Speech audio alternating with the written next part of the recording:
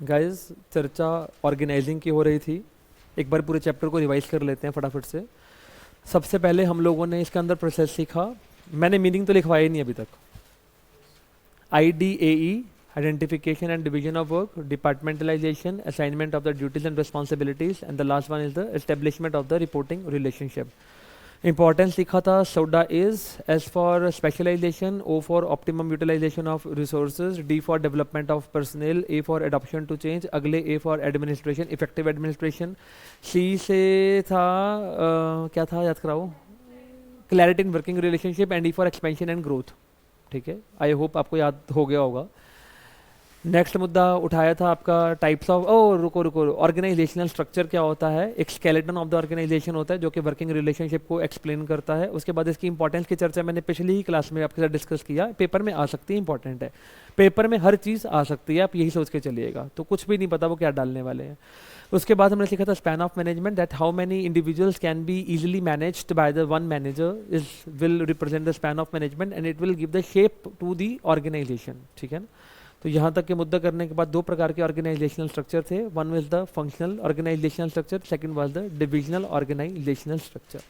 तो फंक्शनल कुछ बातें करी, डिविजनल कुछ बातें करी। अब मैं वो सारी बातें तो रिपीट नहीं करने का रहेगा, तो हम अभी अगले मुद्दे पे बढ़ेगा। अब मेरी बातों को बड़े प्यार से और मोहब्बत से सीखिएगा। बेटा, हमारी ऑर्गेनाइजेशन में सबसे पहले सुनते जाइए, डायरेक्टर आए, प्रेसिडेंट आए, टॉप लेवल ऑफ मैनेजमेंट आए। उन्होंने अपने नीचे प्रोडक्शन डिपार्टमेंट के हेड को रखा, ये जॉब पोजीशन क्रिएट किया। फिर सेल्स डिपार्टमेंट के हेड की जॉब पोजीशन क्रिएट किया। फिर फाइनेंस डिपार्टमेंट के हेड का पोजीशन क्रिएट किया। अब प्रोडक्शन डिपार्टमेंट के नीचे फर्दर कई लोग काम करेंगे। जो प्रोडक्शन डिपार्टमेंट का हेड होगा वो डिपार्टमेंटल हेड होगा, और वो अपने नीचे वाले लोगों को ऑर्डर एंड रिस्पॉन्सिबिलिटीज देगा, जो कि नीचे वाले लोग उसको पूरा कर करके देंगे। इसी प्रकार से परचेज डिपार्टमेंट में भी होगा, इसी प्रकार से सेल्स डिपार्टमेंट में भी होगा, इसी प्रकार से फाइनेंस डिपार्टमेंट में भी होगा।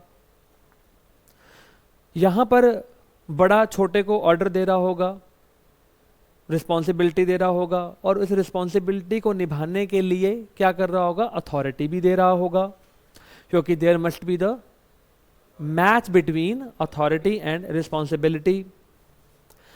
अच्छा, देगा तो कम्युनिकेशन करेगा। Communication can be both written as well as the oral communication. बेटा एक बात बताइए, ऑर्गेनाइजेशन में किसी भी प्रकार की ऑर्गेनाइजेशन क्यों ना हो, चाहे आपकी स्कूल की बात ही क्यों ना कर लो, क्या स्कूल में जब टीचर्स लोग, जब प्रिंसिपल सर जब मैडमों को कोई काम सौंपते होंगे, या वाइस जो प्रिंसिपल है वो जब छोटे जो टीचर्स हैं उनको कोई काम सौंपते होंगे, ठीक है, वो काम सौंपते होंगे तो काम की बात ही करते होंगे, परंतु क्या जब काम की बात होती होगी तो थोड़ी बहुत बातें इधर उधर की हो जाती होंगी कि नहीं हो जाती होंगी? यस और नो गाइस? Yes sir. आज खाने में क्या लेकर आए हो? फला फला फला फला फला, ऐसे कई बातें हो जाती होंगी। जब कई बातें फला फला फला होती होंगी तो एक दिन बात हो गई, आज शाम को बैठते हैं 8 के ठाठ बैठते हैं शाम को। जब शाम को बैठने लगे तो उन्होंने कहा कि तू अपने उसको भी बुला लियो, तू अपने उसको भी बुला लियो, तू उसको भी बुला लियो, तो उसको भी बुला लियो। जब ऐसी बातें हुई तो बड़े से लेकर के छोटे तक सारे क्लब में बैठे, मान लो, फील करो कॉन्सेप्ट को, सारे क्लब में बैठे हैं। जब क्लब में बैठे हैं तो बड़ी हंसी के ठाके लग रहे हैं, यहां वहां की बातें हो रही हैं, लेग पुलिंग हो रही है, कोई किसकी बजा रहा है, कोई किसकी बजा रहा है, सब बड़े छोटे का अंतर खत्म हो गया। पीएन डायरेक्टर की बजाने पे लगा हुआ है। पता यह चला कि किसी जमाने में डायरेक्टर और पीएन एक ही क्लास में पढ़ते होते थे, पता चला। फील करिए कॉन्सेप्ट को। उन लोगों की गेट टुगेदर जो संभव हो पाई, वो कैसे संभव हो पाई? क्योंकि उनके बीच में कम्युनिकेशन हुआ था। यस और नो गाइस?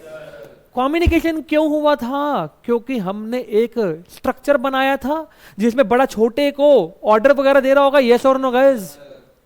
सुनते जाइएगा बेटा, जब बड़ा छोटे को ऑर्डर देता था तो उसका मुख्य पर्पस ऑर्गेनाइजेशनल ऑब्जेक्टिव को पूरा करने का होता था। यस और नो गाइस? Yes sir. उसी के कारण में छोटी मोटी कम्युनिकेशन ने ऐसा रूप धीरे धीरे धीरे धीरे धारण कर लिया कि आज वो क्लब में सारे इकट्ठे बैठे और दूसरे की बजाने पे लगे हुए हैं। और ऐसा करने से होगा क्या? ऐसा करने से होगा ये कि उनकी आपस की इंटरपर्सनल रिलेशनशिप जो है वो बहुत बेहतरीन हो जाएंगे। जो उनके आपस के इंटरपर्सनल रिलेशनशिप्स हैं वो बहुत बेहतरीन हो जाएंगे। बात समझ में आया कि नहीं आया? Yes sir. मेरी बात को समझिएगा बेटा, कहीं ना कहीं यहाँ पे दो प्रकार के नेटवर्किंग चालू हो चुकी है। पहली नेटवर्किंग का उद्देश्य था, पहले स्ट्रक्चर का उद्देश्य था कि हमें अपने ऑब्जेक्टिव को पूरा करना है, पर उसी चक्कर में, उसी कम्युनिकेशन के चक्कर में एक और नेटवर्क बन गया है जिसका उद्देश्य ऑब्जेक्टिव पूरा करने का कोई मतलब नहीं है। वहां पे मात्र एक ही उद्देश्य है, आपस में बातें करना और आपस में हंसी करना, एक दूसरे की बैंड बजाना। और ऐसा करने से होगा क्या? उनकी साइकोलॉजिकली सेटिस्फेक्शन हो जाएगा, उनको ठंडा लगेगा, उनको आसपास के वातावरण में काम करने का मजा आएगा। भाग समझ में आ गया कि नहीं?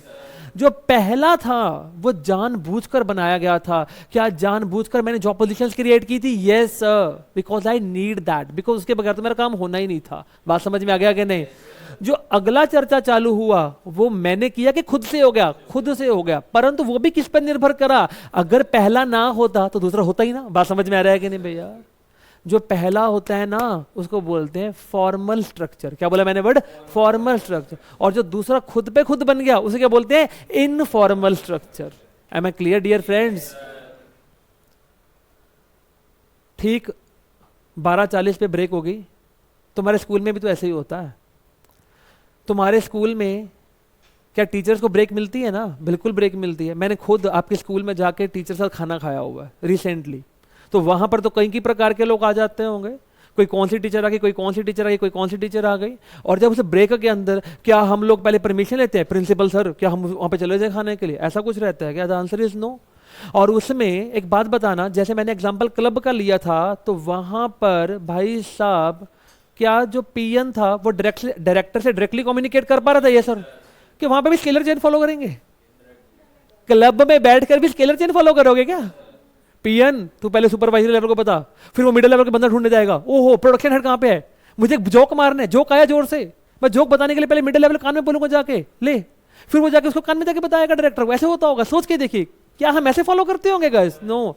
Communication can move from anywhere to anywhere in case of the informal structure, but not in case of the formal structure. Am I clear dear friends? समझ में आ रहा है कि नहीं? Yes sir. अच्छा, जनरली लीड कौन करता है? जनरली ऑर्गेनाइजेशन की अगर बात करें, फॉर्मल स्ट्रक्चर की बात करें, तो कौन लीड करता है? सुपीरियर? यस और नो गाइस? बेटा कहीं की बारी हमारे बीच में कई बच्चे ऐसे होते हैं जो पढ़ाई में जब मैं बकवास हो, लेकिन जब बाहर जाते तो उन्हीं की चलती होती है, उन्हीं की चल रही होती है। तो भाई साहब क्या इनफॉर्मल में क्या peon can be the leader? Yes sir, he can be the leader. अगली बार वो जहां पे बोलेगा मीटिंग रखनी है वहीं पे रखी जाएगी, क्योंकि उसकी चलती है यार, बाहर जाके उसकी चलती है, ऑर्गेनाइजेशन में उसकी नहीं चलती है। समझ में आ गया कि नहीं भैया? These are the differences between the formal and the informal structure. मैं कुछ बातें करूंगा, now it will be more clarified. बताइए, ऑर्गेनाइजेशन के अंदर दो प्रकार के स्ट्रक्चर बनेंगे, पहला फॉर्मल, दूसरा इनफॉर्मल। बताओ कौन सा हम जानबूझ के बनाएंगे? फॉर्मल। कौन सा अपने आप बन जाएगा? इनफॉर्मल। क्या अगर फॉर्मल नहीं होगा तो इनफॉर्मल बनेगा ही नहीं? यस, क्योंकि informal depends upon the formal. यहां तक अब क्लिक हो गया होगा। किसका उद्देश्य ऑब्जेक्टिव को पूरा करने का रहता है? किसका बताइएगा? फॉर्मल का। किसका उद्देश्य सिर्फ साइकोलॉजिकल और इंटरपर्सनल रिलेशनशिप को सेट करने का रहता है? इनफॉर्मल का। भाग क्लिक हो गया होगा? यस, भाग समझ में आ गया होगा? ये कहां पे हम लोग स्केलर चेन फॉलो कर करके ही इंफॉर्मेशन को भेजते होंगे? फॉर्मल में। कहां पे ऐसी की तैसी तुम्हारी? इनफॉर्मल। कहां पे सिर्फ सुपीरियर ही लीडर बनेगा? फॉर्मल। और कहां पे कोई भी बन सकता है? इनफॉर्मल। जिसका ज्यादा रुतबा हो, जिसका ज्यादा दबदबा हो, वो उसकी बात चलेगी वहां पे। बात समझ में आ गया होगा? Yes sir. बेटा जब हमारी इंफॉर्मेशन कहीं से भी घूम कर कहीं पे भी आगे चली जाती है, जैसे आपने देखा होगा, कभी फोकस किया हो लाइफ में, आपने कभी कोई ऐसी सब्जी देखी जो वेल पे उगती है? घिया, वेल लगती है, वेल कहीं से भी निकल जाती है, उसका कोई धर्म नहीं होता। लाइक तोरी, लाइक आपके अंगूर, अंगूर को क्या बोलते हैं, अंगूर की बेल को बोलते हैं ग्रेप वाइन। क्या बोलते हैं उसको, ग्रेप वाइन। इसलिए बेटा इनफॉर्मल स्ट्रक्चर के अंदर आपकी जो इंफॉर्मेशन घूमती है that makes the structure of the grapevine. का मतलब कि इसका कोई अता पता नहीं है, कहाँ को चली जाएगी कुछ नहीं पता। भाग समझ में आ गया कि नहीं, आराम से सोच समझ के बताना। कहां पे ज्यादातर रिटन कम्युनिकेशन होगा और कहां पे आपका ज्यादातर ओरल कम्युनिकेशन होगा, फॉर्मल में रिटन, वहां पे ओरल। अबे तुमको किसी की टांग खींचना है, तुम लिख के भेजेगा? Is it possible guys? No sir, possible ही नहीं है। लिख के तो तुम किसी की बैंड नहीं बजाएगा ना, व्हाट्सएप पे करेगा, वो इतना मत सोच, लेकिन नॉर्मल सोच के देखो, ठीक है ना। चलो सर और डिफरेंसेस, आइए मैं जरा कुछ नजर घुमाऊं, मुझे क्या पता कुछ और भी दिख जाए। अच्छा कौन सा स्टेबल है गाइस, कौन सा इनस्टेबल है, कहां कब खड़क सकती है? इनफॉर्मल में कभी भी खड़क सकती है, ठीक है ना। और पर फॉर्मल में ऐसा नहीं होता कंपैरेटिवली। गाइस जब मैं बोलूं तो बोलिए नहीं, प्लीज बोलिए नहीं बेटा, प्लीज फोकस करिए। अपने अपने फोन्स को अपने बैग्स में रख लीजिए, इट्स अ रिक्वेस्ट। बाद में फोटो पीडीएफ बनाना अभी मत करिए प्लीज। जब मैं बोलूं तो मेरी क्लासेस में सुनिएगा। And we have make a new rule in the class, if anybody wants to operate the phone please go outside even in the break time. You can't play the games or you can't access the phones or Insta in my classroom. It is the rule from right now. Okay? Please ध्यान रखिएगा इन बातों को, and I really mean it guys. ठीक है guys, मुद्दे की बात पे आ रहे हैं। तो अब आपको, मुझे उम्मीद है कि इसका मोटा मोटा अंतर समझ में आ गया होगा कि फॉर्मल क्या चीज है और इनफॉर्मल क्या चीज है। पेपर में आता है, इट्स ए इंपॉर्टेंट थिंग।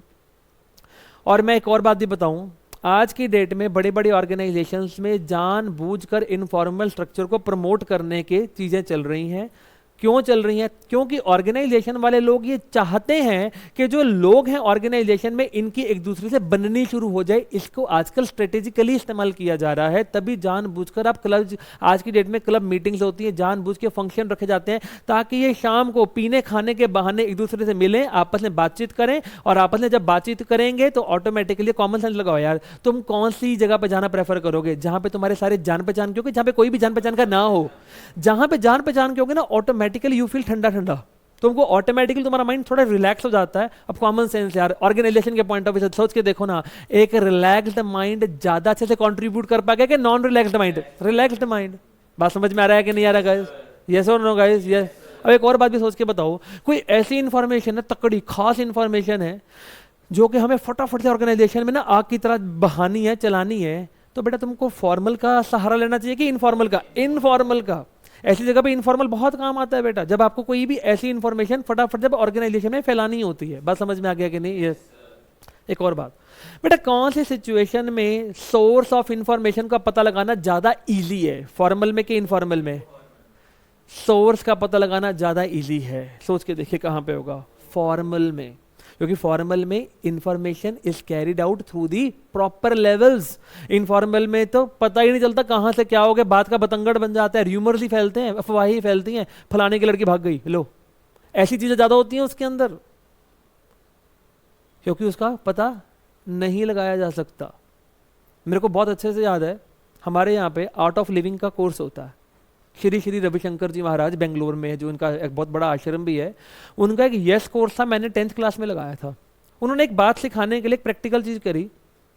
उन्होंने 25 बच्चों को खड़ा किया लाइन में, उनका एक राउंड बनवाया, और उन्होंने बोला कि एक बात ना एक बच्चा दूसरे को कान में बताएगा। तो एक बच्चे ने एक बात दूसरे को कान में बताई, वही वाली बात दूसरे को तीसरे ने कान में बताई, और तीसरे ने चौथे को, और चलते चलते चलते चलते एंड में आया। भाईजा एंड में ये पता चला कि पहले बंदे ने बात कुछ और बोली थी और आखिरी में वो बात कुछ और हो गई। बात समझ में आ रहा है कि नहीं? यही इनफॉर्मल की कहानी है, क्योंकि यहां पर ये नोटिस किया जाता है कि ज्यादातर र्यूमर्स ही फैलते हैं, और हम भी तो यही करते हैं। जब भी हमें थोड़ा बहुत टाइम मिलता है हम एक दूसरे की बकवास ही करते हैं। अच्छा मैं थोड़ी एक और बात बताता हूँ। मैंने कल परसों एक मूवी देखी, रावी दे कंडे। रिसेंटली एक मूवी आई है रावी दे कंडे। मैं फ्री बैठा था तो मैंने देख ली मूवी दुकान पे बैठ के। एक लड़की ने ना फॉर्म जमा करवाना होता है अपने गांव में, मतलब एक शहर में जाकर, पंजाब यूनिवर्सिटी के अंदर। तो वो अपनी फ्रेंड के भाई के साथ बाइक पे जा रही होती है। भाई एक औरत देख लेती है, और औरत उसका बहुत गलत मतलब निकाल लेती है, और बाद में वो औरत जब आके बोलती है तो 3-4 औरतें कहती हैं ये लड़की ना होटल में पाई गई है उस लड़के के साथ। बताओ जी, ये हालत है। बात का बतंगड़ बना देना, ये इनफॉर्मल में चलता है। समझ में आया कि नहीं आया? यस और नो? और उस चक्कर में होता क्या, उसकी 3 बड़ी बहनें होती हैं, उन तीनों बड़ी बहनों का रिश्ता टूट जाता है उस चक्कर में, इस खामखा की बात के चक्कर में। और बाद में फिर वो हरीश वर्मा मूवी में आता है, वो सारी चीजें ठीक करता है और वो फिर एंड में एक लड़की से वही शादी कर लेता है एंड सो ऑन, कहानी हो जाती है पूरी। तो मूवी अच्छी थी वैसे, बट ये मूवी का कुछ थीम था। तो एनी हाउ गाइस, मुझे उम्मीद है कि आपको पूरा फॉर्मल और इनफॉर्मल स्ट्रक्चर बड़ा दिल से समझ में आ गया होगा। मैंने पूरा कोशिश किया समझाने का। अब मैं इसके नोट्स बनवाऊंगा, फटाफट से आप लिखना चालू करिएगा प्लीज गाइस।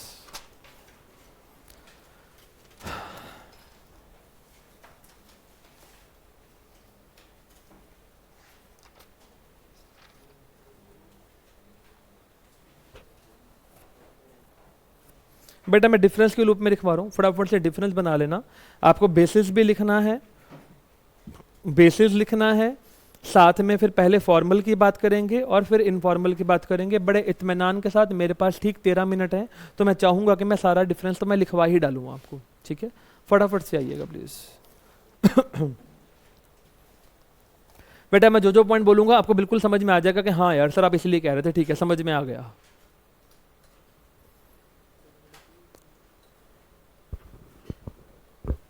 बेटा ये डिफरेंस कम से कम 1 पेज का होगा, पहले बता दूं। 1 पेज से ज्यादा की मान के चलना।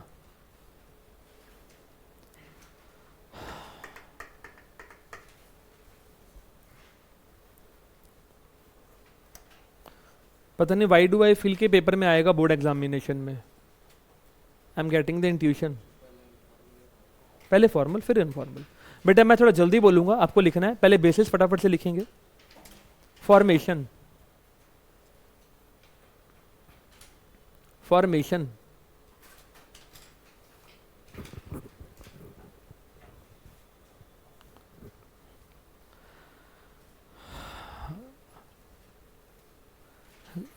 गाइस पूछ रहा हूं कौन सा डेलिबरेटली और कौन सा ऑटोमेटिकली? पहला डेलिबरेटली, दूसरा ऑटोमेटिकली। फटाफट से। It is form deliberately. अच्छा what do you mean by the deliberately? जानबूझकर। It is formed deliberately, that is it is planned. सोची समझी साजिश है बेटा ये आपकी।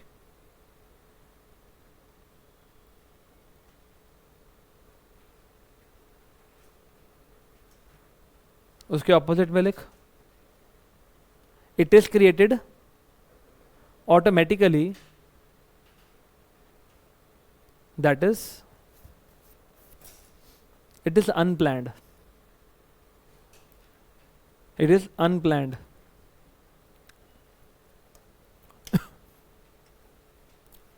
अच्छा बताइए मुझे, किसका उद्देश्य ऑर्गेनाइजेशनल गोल पूरा करने का और किसका साइकोलॉजिकल सेटिस्फैक्शन? पर्पस।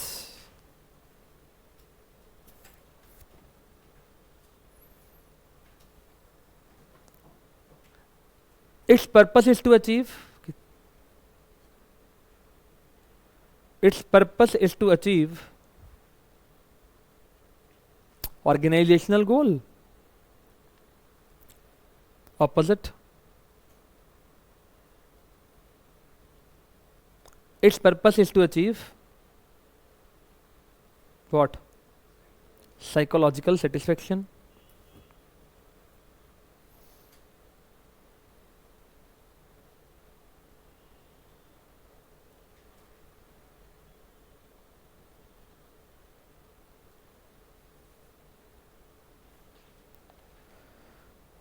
हाँ जी, बिहेवियर ऑफ एम्प्लॉयज। क्या फॉर्मल में तुम जैसे मर्जी बिहेव कर सकता है क्या? ऐसी की तैसी बिल्कुल नहीं कर सकते। तो कौन तुम्हारे बिहेवियर को गाइड करने के लिए है? Superior. Superior is there to guide you guys. But क्या इनफॉर्मल में भी सुपीरियर तुम्हारे सिर पे खड़ा रहेगा? The answer is no. But अगर तुमने कुछ ज्यादा ही हदें पार कर दी तो फिर वहां पे एक्शन लिए जा सकते हैं, ठीक है? लिखिएगा, इन दिस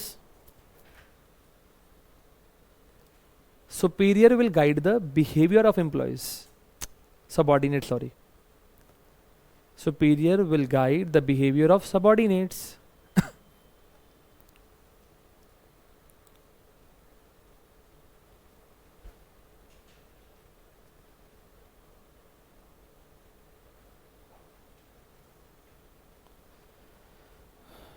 उसमें लिखो there is no control of the superior on the behavior of the subordinates.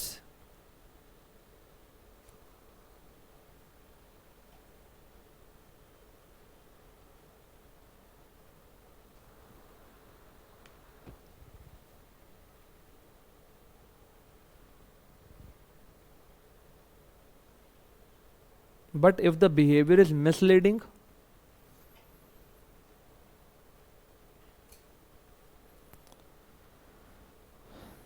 then the management will interfere.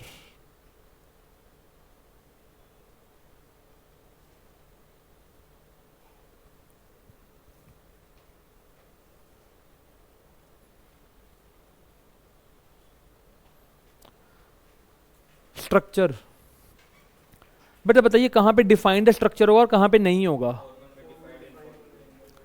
There will be a defined organisational structure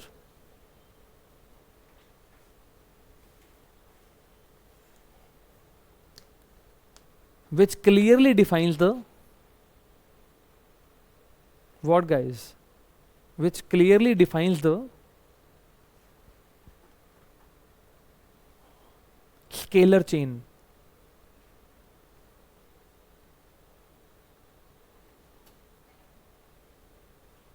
That is superior subordinate relationship.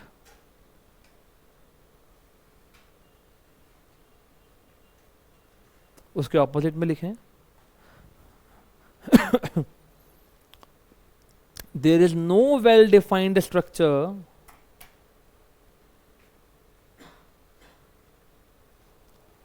comma no scalar chain comma no superior subordinate relationship. बात पल्ले पड़ गई? yes or no by guys?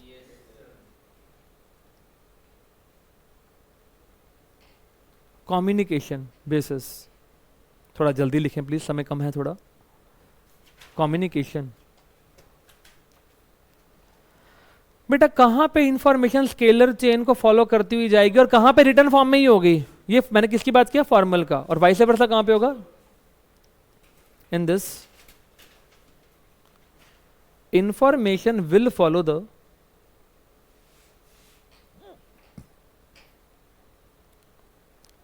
scalar chain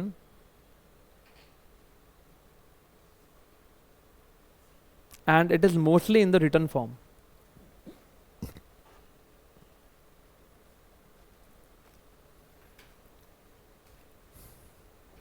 उसमें क्या लिखेगा? In this there is no fixed path of communication and it is mostly in the oral form.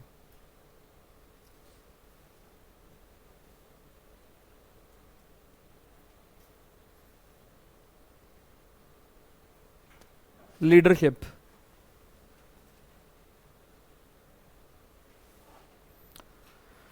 बेटा generally एक बात बताना, फॉर्मल के अंदर जो सुपीरियर होगा वही लीडर बनेगा, हाँ या ना? परंतु ऐसी बात क्या वहां पे भी होती होगी? नो. मैंने कहा था ना पीएन भी लीड कर रहा है. अब एक बात लिखी हुई है, सुनिएगा, पहले लिखिएगा नहीं. There is a direct relationship between authority and leadership. का मतलब जितनी ज्यादा अथॉरिटी उतनी ज्यादा हाई चांसेस है कि लीड कर पाएंगे. इस सेंस में इस बात को लिखा गया. देयर इज अ हाई, या यू कहो there is a direct relation between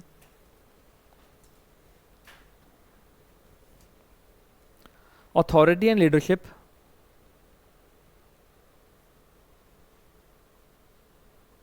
that is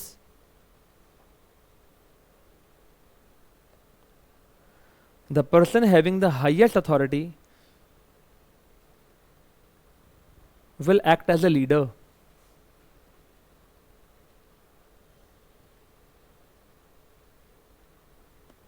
भाग क्लिक हो गया, उल्टे में लिख, there is no relationship between authority and leadership.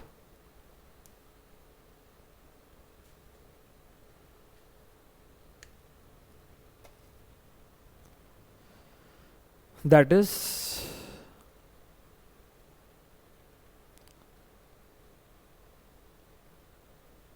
person even with the lowest authority can become a leader.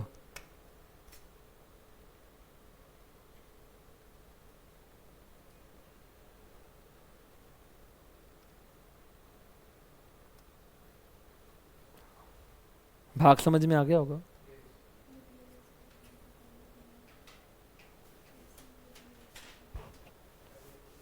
Stability, समझाने की जरूरत नहीं, आपको पता ही है. इट इज मोर स्टेबल, समझ में आ रहा है ना बेटा? It is more stable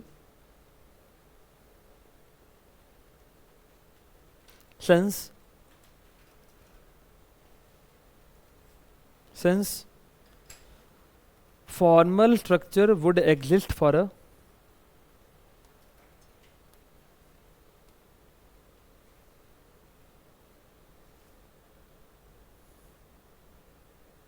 permanent period of time.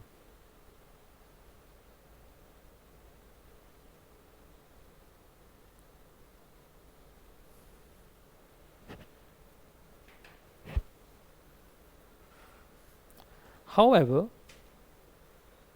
continuity में top level can change it.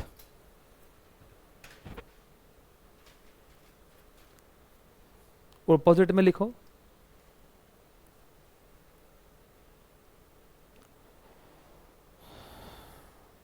बेटा यारियां दोस्तियां तो बहुत जल्दी टूट जाती हैं.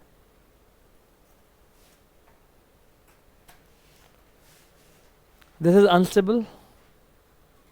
This is unstable since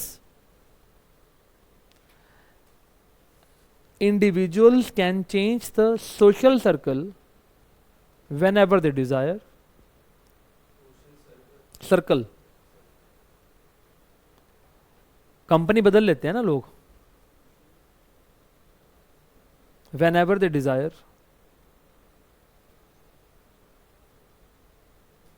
अक्सर मैंने देखा +2 में यहाँ पे बच्चों की इतनी बनती होती है कईयों की, और +2 के बाद महीने बाद ही उनके नंबर भी नहीं पता होते उनको. किसी से पूछूं, हाँ जी उसका क्या हाल चाल है, वो तो पता नहीं सर कहाँ चला गया, पता ही नहीं, कांटेक्ट में ही नहीं है. और जब यहाँ पे थे तो रोज इकट्ठे बैठना, एक दूसरे की गोदी में बैठने वाले हालत होती थी उनकी, पर कोई जानता भी नहीं है आज. तो यही एक चीज है. Next point, rules and regulations. 3 है, इसको मिला के 3. Rules and regulations.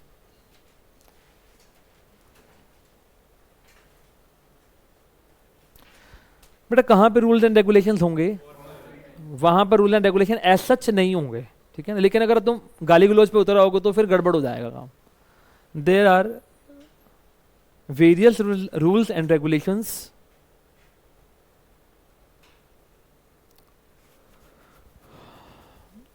and if they are not followed then there will be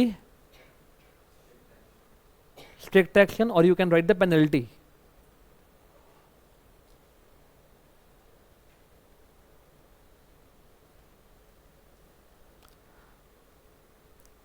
वहां पे क्या लिखेंगे? there are no rules and regulations.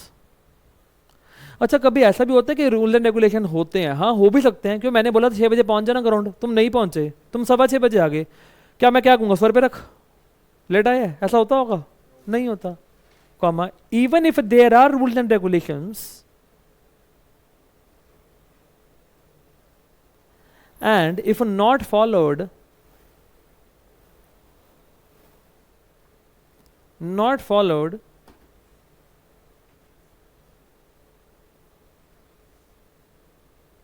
even then there will be no penalty, guys.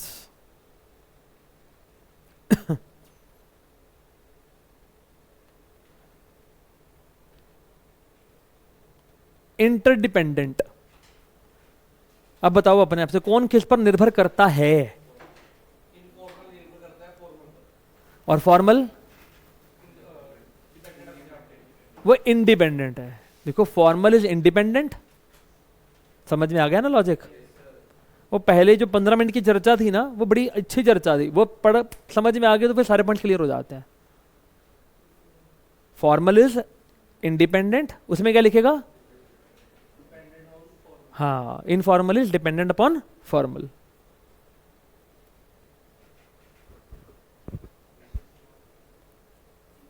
Last, flow of authority.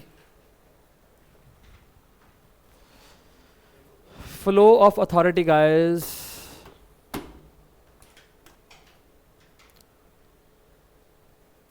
ताकत generally कौन किसको देता है? बड़ा छोटे को देता है। It flows from top to bottom. वहां पे भी कुछ ऐसा होता होगा? No, it flows from any direction, कहीं से भी कुछ भी। सर ये चैप्टर कितना रह गया? 3 to 4 लेक्चर्स मोर, खत्म। उसके बाद स्टाफिंग चालू। स्टाफिंग खत्म होती है आपकी 50% बीएसटी खत्म। ठीक है जी। Thank you so much guys, thank you so much बेटा।